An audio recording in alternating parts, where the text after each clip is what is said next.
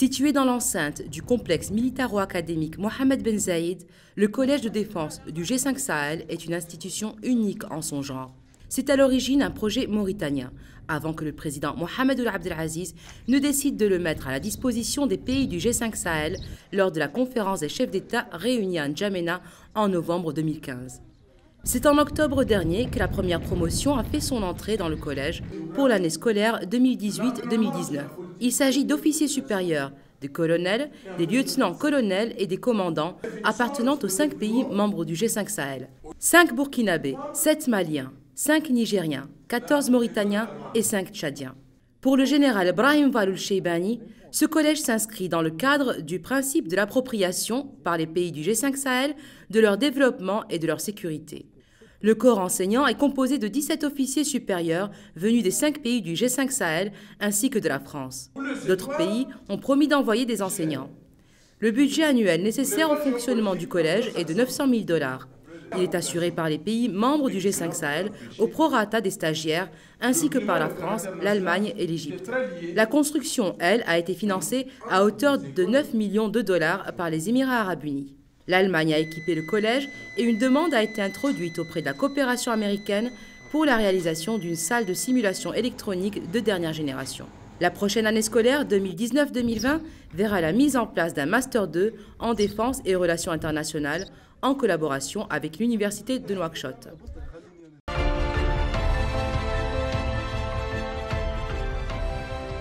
Voulu par la Mauritanie avant d'être cédé au G5 Sahel, le collège de défense du G5 Sahel basé ici à Nouakchott forme l'élite de demain, une élite qui prendra en charge la sécurité et la défense des pays membres de cette organisation. Son directeur, le général Brahim Walloul Cheibani, a accepté de nous recevoir dans les locaux de cette prestigieuse académie et nous a accordé un entretien exclusif.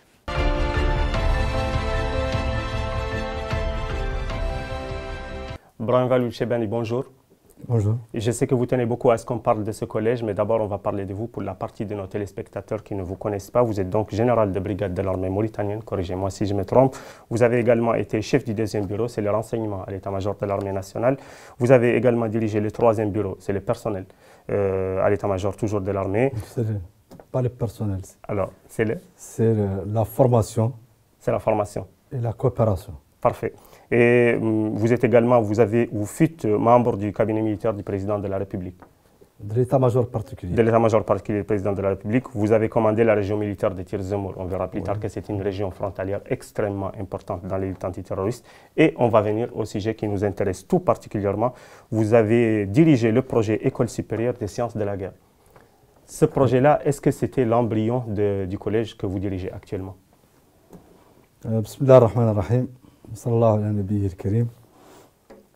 Tout d'abord, je remercie la télévision Sahel pour m'avoir permis de m'adresser à l'opinion publique nationale et l'opinion publique du G5 Sahel pour les édifier un peu sur le collège de défense du G5 Sahel. À l'origine, le collège de défense du G5 Sahel, c'est un projet d'école de guerre mauritanienne, décidé en 2013 par son Excellence le Président de la République, pour répondre à un besoin des forces armées mauritaniennes de formation des élites militaires et qui s'inscrit dans le cadre de la stratégie adoptée depuis la fin de la décennie 2000 pour la remise à niveau de l'appareil de défense et de sécurité de façon générale, et tout particulièrement dans ce volet qui est la formation des ressources humaines. Et le projet, l'étude a été faite, le financement obtenu et les travaux de réalisation de cette infrastructure où vous vous trouvez aujourd'hui ont débuté début 2014. En ce moment-là est né le G5. Et comme le G5 comporte un pilier défense et sécurité, le président de la République a décidé de proposer à ses pairs du G5, le président de la République mauritanienne, absolument, a décidé de proposer à ses pairs du G5 pour donner vie à ce volet défense, de mettre à leur disposition cette école de guerre mauritanienne pour en faire une école de guerre G5 Sahel. Soyons clairs, le président de la République, Mohamed Abdelaziz, avait déjà eu l'idée et les financements. Absolument. Ensuite, il a cédé, il a en gros mis ça au service, à la disposition du G5 Sahel. Il a mis ça à la disposition du G5 Sahel pour en faire. Le projet était déjà, les constructions avaient déjà commencé. Il était financé. Absolument. Financé à 8 millions d'euros par les Émirats Arabes Unis. Pour la Mauritanie. En ce moment, le G5 n'existe pas encore. Donc la Mauritanie a fait jouer sa diplomatie pour obtenir le financement et l'école pour elle. Et ensuite, elle a mis ça au service du G5. Le projet, comme je dis, un projet mauritanien. D'accord. En 2013, le G5 n'existe pas encore. Absolument. Alors que le projet de l'école de guerre a déjà été décidé et a obtenu les financements. Et les travaux de réalisation de ces infrastructures ont commencé. Tout cela avant l'existence du G5. Mais après, comme vous l'avez dit, le président de la République, Mohamed Abdelaziz, a décidé de mettre ce projet à la disposition du G5 pour en faire un collège de défense du G5.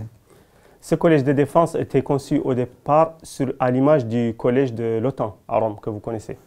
Ça, c'est un collège conçu pour comprendre les deux niveaux de formation de l'enseignement militaire supérieur, c'est-à-dire l'école d'état-major et l'école de guerre. C'est pour ça que cette école a été conçue.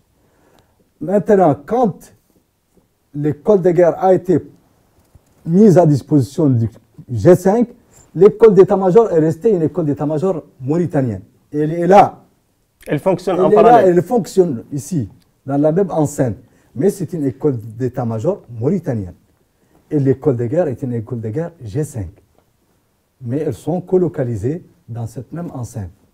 Alors, dans l'école mauritanienne, j'imagine que l'enseignement se déroule en arabe et en français. Oui. Et dans votre collège? Et dans notre collège, ça se déroule en arabe et en français. Également en arabe? Absolument. C'est la décision politique des chefs d'État et elle sera respectée. D'accord. Donc, les officiers qui viennent se former ici... Peut-être pour cette année, nous sommes en train de mettre en place les dispositions et les modalités pour cet enseignement en arabe, mais c'est prévu et c'est là déjà... Ça va commencer cette année. C'est la première promotion? C'est la première promotion. Un enseignement sur 8 mois? Absolument. C'est une année scolaire? Pour cette année, seulement 8 mois. Pour cette année, 8 mois. Mais à partir de l'année prochaine, ça va être 10 mois.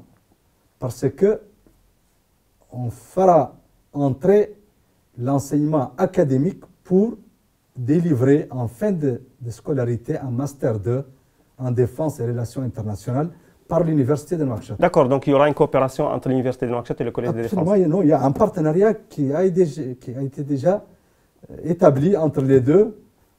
L'université a créé ce master qui n'existait pas dans le cursus de l'université mauritanienne. Il sera accessible également aux étudiants de l'Université de Nouakchott, ce master. Oui, il y a déjà certains qui sont inscrits. C'est un master de diplomatie, défense et relations internationales. Sanctionner donc vos élèves ici, les élèves officiers ici, ils auront à l'issue de leur formation, ils auront un diplôme Master 2 reconnu par toutes les universités. Absolument, à partir de 2019-2020. Donc la prochaine promotion. Ouais. L'actuelle promotion, elle finira cette année. Ouais. Elle a déjà commencé. Ouais. J'imagine qu'elle est composée par des officiers supérieurs des armées des 5 pays. Elle est composée de 36 officiers supérieurs, de commandant à colonel, provenant des 5 pays du G5. Donc derrière eux, déjà une certaine expérience. Oui. Ce n'est pas des débutants. Oui, pas du tout. Au moins 20 à 25 ans d'expérience. L'idée de départ, vous nous l'avez bien expliqué. Maintenant, on va se projeter un peu vers l'horizon. L'horizon, c'est d'augmenter l'interopérabilité entre les officiers supérieurs qui seront plus tard sur le terrain. Alors, cette école vise plusieurs objectifs. D'abord, elle vise à répondre aux besoins de formation des élites militaires des 5 pays du G5. Parce que ces pays sont pratiquement dans la même situation en matière de formation des cadres supérieurs.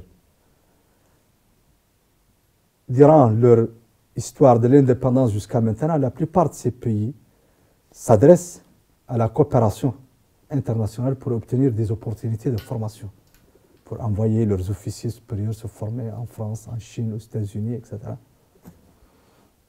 Depuis ces 10 dernières années, on constate que ces opportunités diminuent d'année en année, parce que dans tous les pays, il y a des réduction budgétaire de la défense, et donc ça se répercute en premier lieu sur les opportunités de formation qu'on offre aux pays partenaires. Or, ces armées, nos armées du G5, leurs effectifs augmentent, donc leur cadre augmente, et donc leurs besoins en formation augmentent. Et les opportunités diminuent. Donc, à un moment donné, on se retrouve avec des besoins aigus, alors que nos officiers occupent des fonctions de responsabilité qui requièrent d'être brevetés de l'école de guerre, mais les officiers ne le sont pas parce qu'il n'y a pas d'opportunité de les former. Les 5 pays du G5 se trouvent dans la même situation. Donc l'objectif premier, c'est d'abord de pourvoir aux besoins de ces armées, armées de terre, de l'air, de la marine, gendarmerie et garde, dans les 5 pays, un officier supérieur breveté de l'école de guerre. Ça, c'est le premier objectif. Deuxième objectif, c'est de créer un réseau de relations entre des cadres. C'est le plus important. C'est extrêmement important, qui vont se retrouver demain sur le terrain, soit dans le cadre d'opérations menées par leurs propres armées nationales, soit dans le cadre d'opérations menées par la force conjointe. Ces réseaux de relations permettent de régler énormément de problèmes, d'échanger des informations, de coordonner des actions, et donc se répercute immanquablement de manière très positive sur le terrain et sur le déroulement des opérations dans le cadre de la lutte contre le terrorisme.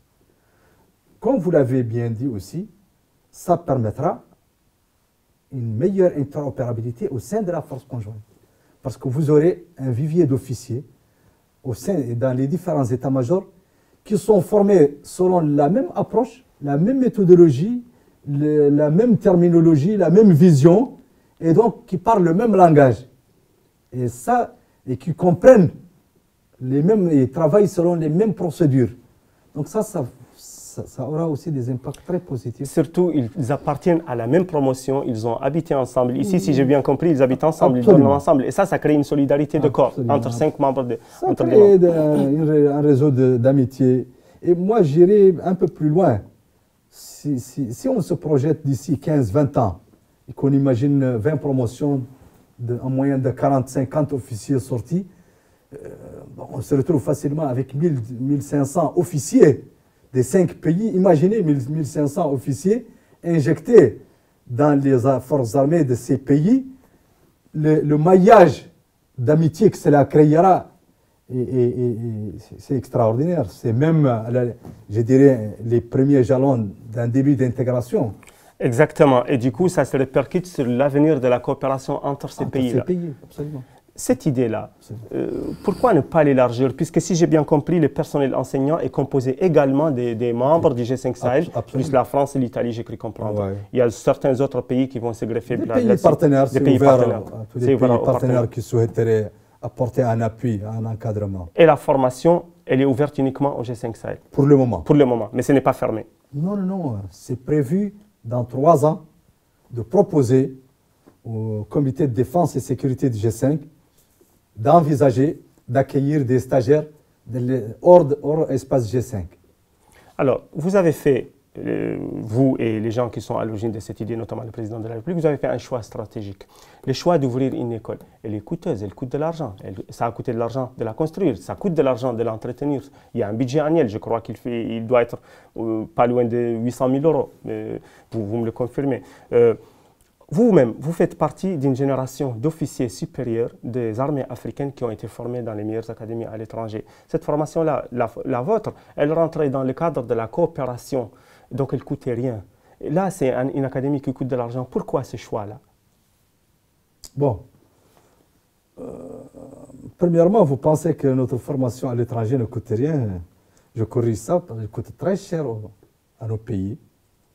D'abord, elle coûte directement cher parce que notre traitement est à la charge de nos pays, mais elle coûte aussi cher à nos pays parce que les partenaires qui accordent les places se font payer sur d'autres terrains, sur le terrain économique, sur le terrain diplomatique, sur le terrain politique, des prises de position, etc. etc.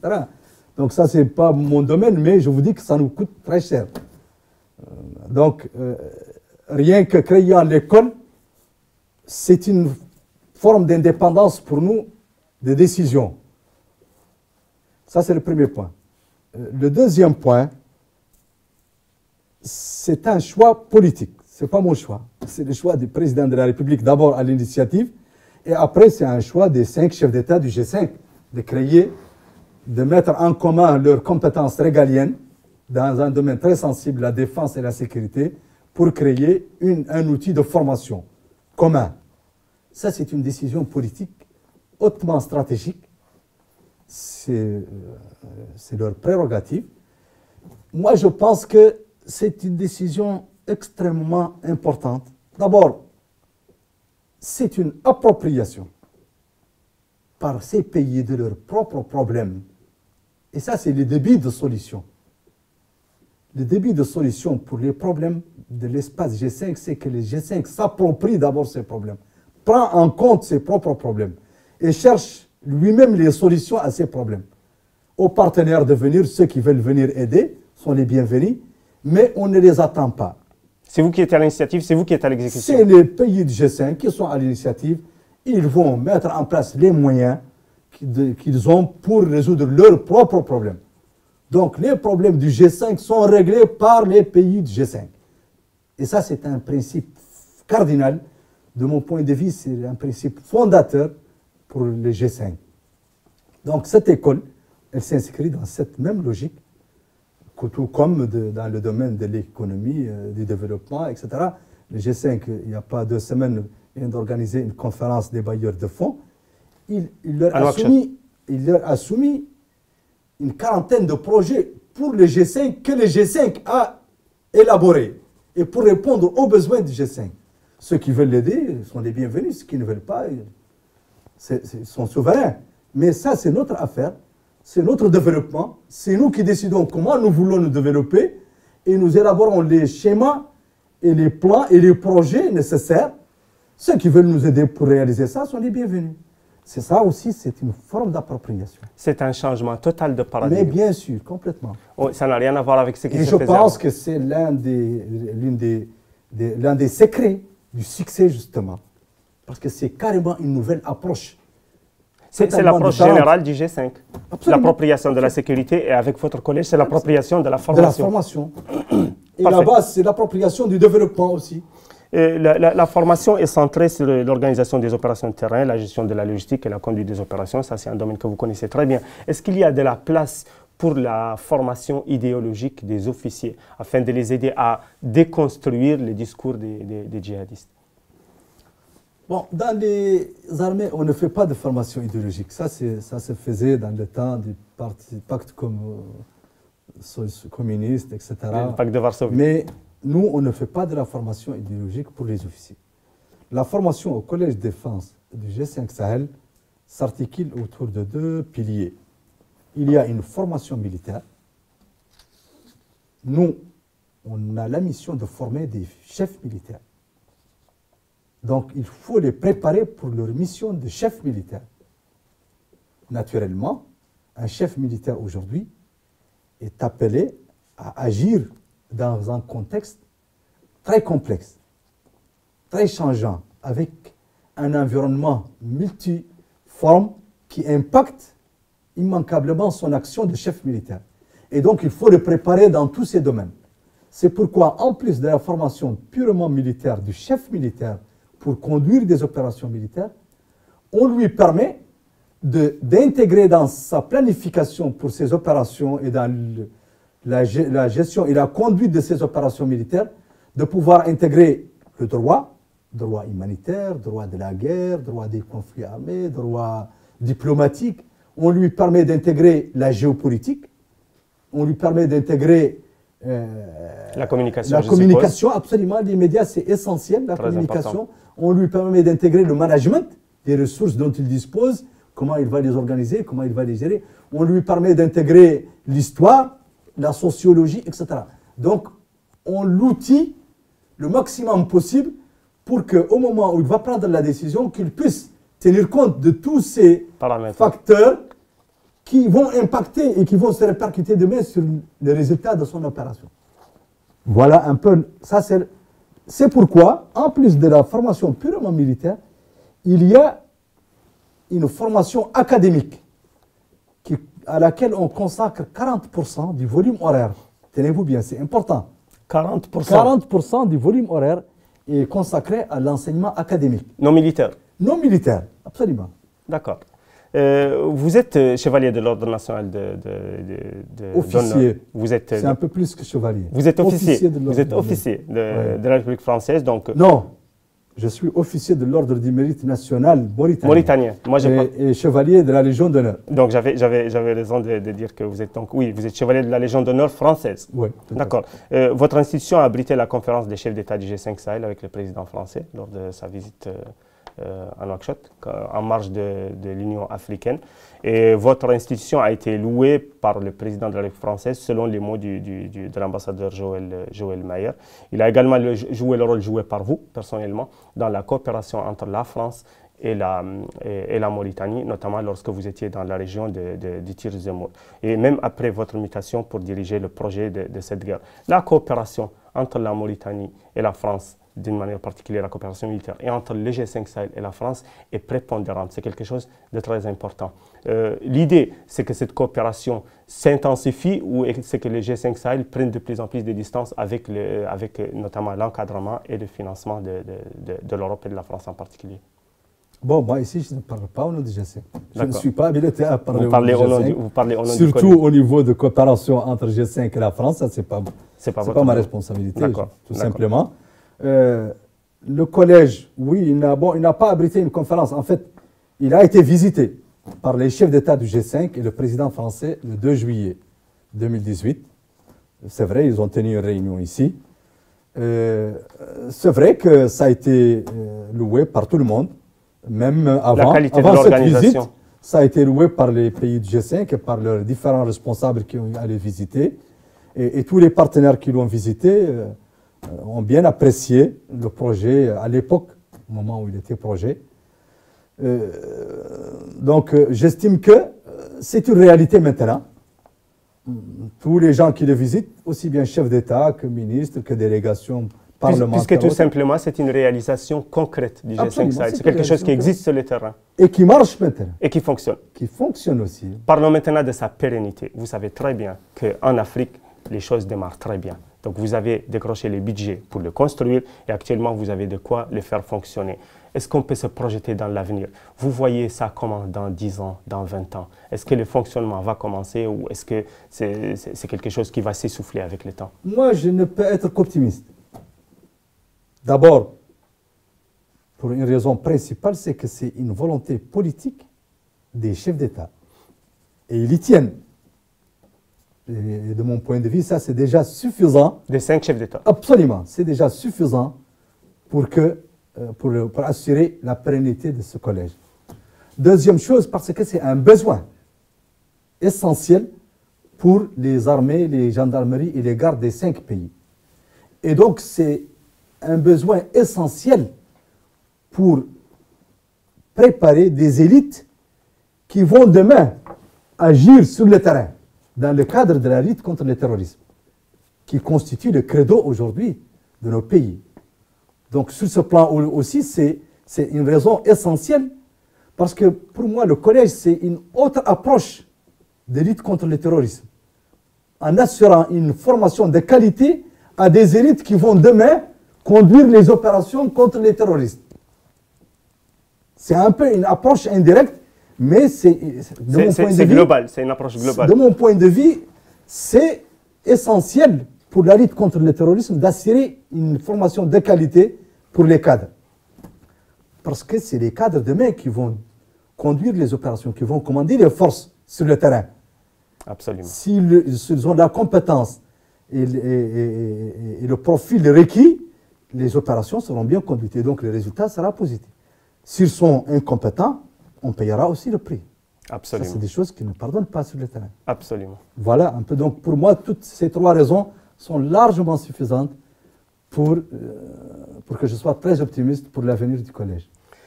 Général Brahim Valoul Chebani, je vous remercie beaucoup de nous avoir accordé cette interview dans ce cadre magnifique qui est l'Académie militaire du Collège de défense. Si vous Merci, avez un dernier mot, je vous en prie. Je profite pour dire qu'aujourd'hui, le Collège de défense du G5 Sahel est fonctionnel.